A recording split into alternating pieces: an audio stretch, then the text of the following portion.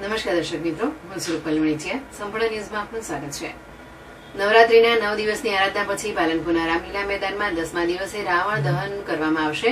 આ રાવણનું પુતળું મધ્યપ્રદેશમાં મથુરાના 10 કારીગરો રૂપિયા 2 લાખના ખર્ચે એક માસમાં તૈયાર કરશે. પાલનપુરમાં દશેરાના દિવસે શહેરમાં ભવ્ય શોભાયાત્રા નીકાળવામાં આવશે અને ત્યાર પછી 61 ફૂટના રાવણનું અને 51 ફૂટના મેઘનાદ અને કુંભકર્ણના પુતળાનું દહન કરવામાં આવશે. 9 દિવસના નવલા નોરતા બાદ શનિવારે પાલનપુર શહેરમાં રંગેચંગે શહેરીજનો વિજયાદશમી મનાવશે, જેને લઈ રામ સેવા સમિતિ અને જુદા જુદા હિન્દુ સંગઠનો દ્વારા મહોત્સવની ઉજવણીની તૈયારીઓ હાથ ધરવામાં આવી છે. જ્યાં શનિવારે પાલનપુરમાં આવેલ રામલીલા મેદાનમાં 61 ફૂટ લાંબા રાવણ, 51 ફૂટના મેઘનાદ અને કુંભકર્ણના પુતળાઓનું દહન કરવામાં આવશે. આ અંગે રામજી મંદિરના મહંત શ્રી 1008 રાઘવદાસજી મહારાજે જણાવ્યું હતું કે પાલનપુર શહેરના લક્ષ્મણ ટેકરીથી શોભાયાત્રાની શરૂઆત થશે.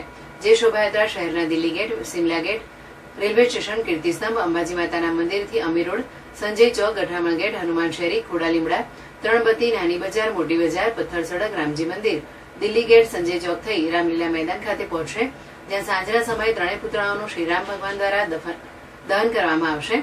શોભાયાત્રામાં ઘોડા, બગી, ઊંટ, લારી, ડીજે જોડાશે. વિજયાદશમીના આગલા દિવસે સાંજે 4 વાગે 61 ફૂટ લાંબા રાવણ, 51 ફૂટના મેઘનાદ અને કુંભકર્ણને રામલીલા મેદાનમાં રાખવામાં આવશે.